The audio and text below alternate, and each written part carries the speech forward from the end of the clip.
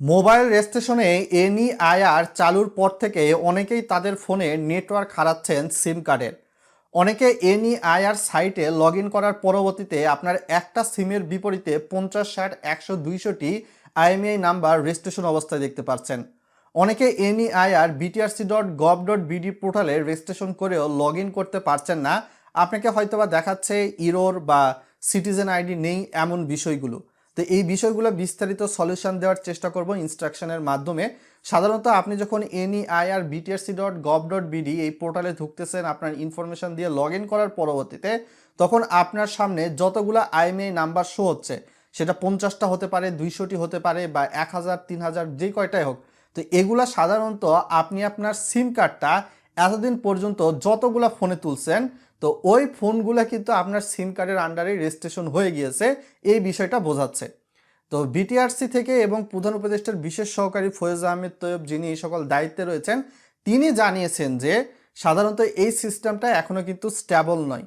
তো আস্তে আস্তে দেখা যাবে যে আপনার এনআইডির আন্ডারে, আপনার সিমের আন্ডারে যেই ফোনগুলোর আইএমইআই নাম্বার রেজিস্ট্রেশন হয়ে গেছে, যেগুলো এখন সচল নেই, এগুলা আর্কাইভ অবস্থায় চলে যাবে, অর্থাৎ হিডেন সাইটে চলে যাবে। ওখানে একটা অপশান থাকবে, নতুন অপশান আসবে, এবং আপনার সিম যেই ফোনে তুলতেছেন, যেই ফোনগুলো এখন সচল আছে, সেই ফোনগুলোর আইএমইআই নাম্বার আস্তে আস্তে সামনের দিকে চলে আসবে।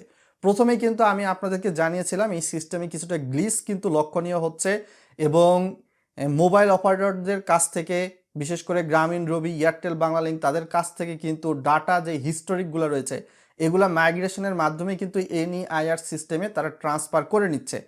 প্রায় 3 বিলিয়নের মতো ডাটাগুলো কিন্তু তারা পেয়েছে।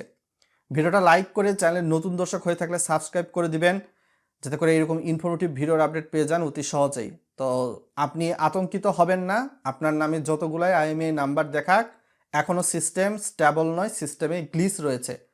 দ্বিতীয়ত, আপনি সাধারণত দেখতে পাচ্ছেন যে আপনার ফোনের নেটওয়ার্ক চলে গেছে সিম কার্ড থেকে, এবং এক্ষেত্রে আপনাকে একটা মেসেজ শো করাতে পারে, হ্যান্ডসেটটি অন্য ব্যক্তি কর্তৃক নিবন্ধিত, ডিরেজিস্ট্রেশন পদ্ধতির মাধ্যমে আগের নিবন্ধন বাতিল করুন।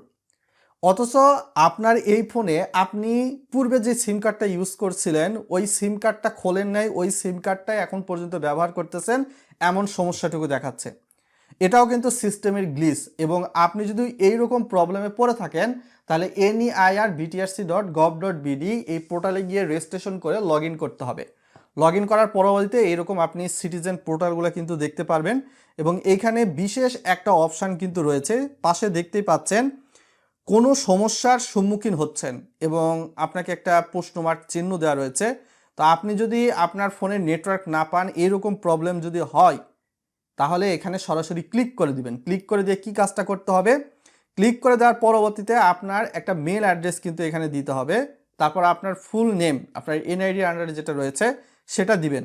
দিয়ে দেওয়ার পরবর্তীতে আপনার যেই সিমটা ফোনে তোলা আছে, যেই সিমে ফোনে নেটওয়ার্ক পাচ্ছে না, সেটা সিম স্লট 1 হতে পারে, সিম স্লট 2 হতে পারে, ওই নাম্বারটা এখানে দিবেন, বা আপনার সাথে কন্ট্যাক্ট করা যায় এর বাইরে এমন নাম্বার এখানে দিবেন, যেহেতু ওই নাম্বারটা সচল নাও থাকতে পারে।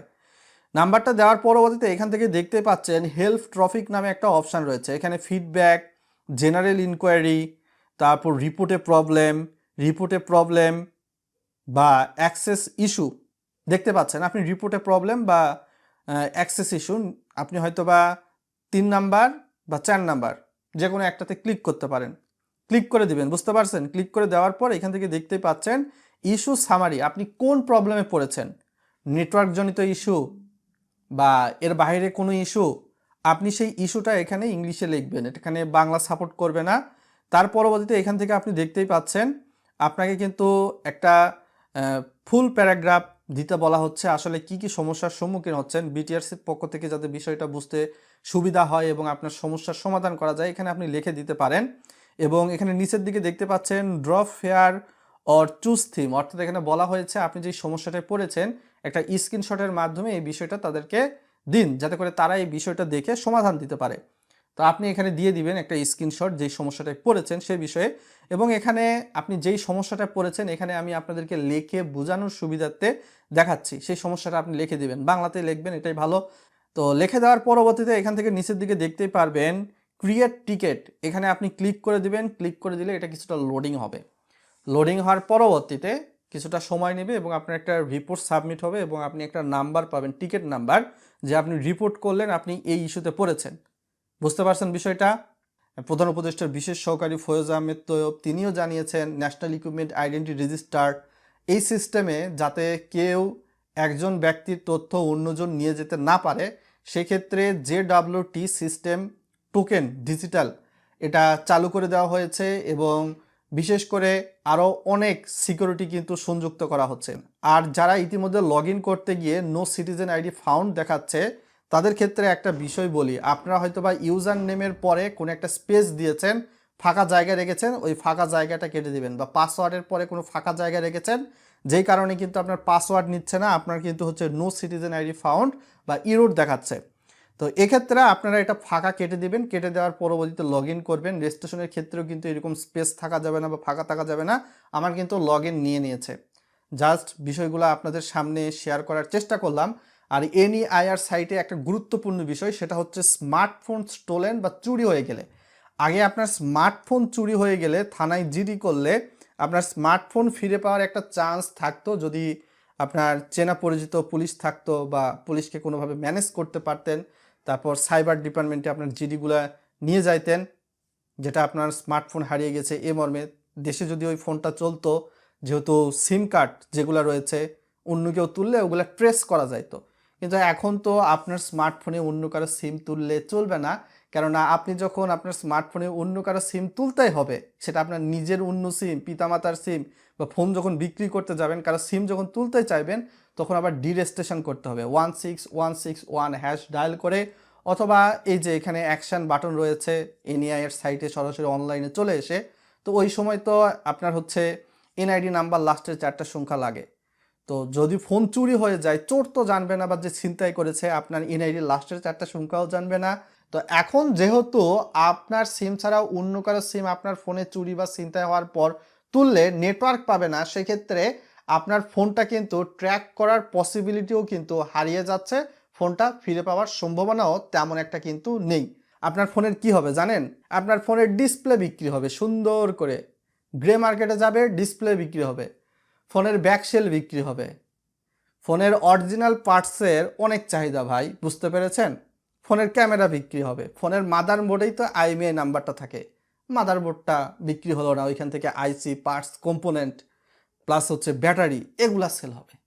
এর বাইরে বিটিআরসির পক্ষ থেকে বলা হয়েছে এই সিস্টেমটা চালুর 90 দিনের মধ্যে, অর্থাৎ সামনের 3 মাস, মার্চের 30 তারিখের মধ্যে অবৈধ বা ক্লোন ফোন নেটওয়ার্কে যুক্ত হলে ওই ফোনগুলো বন্ধ হবে না।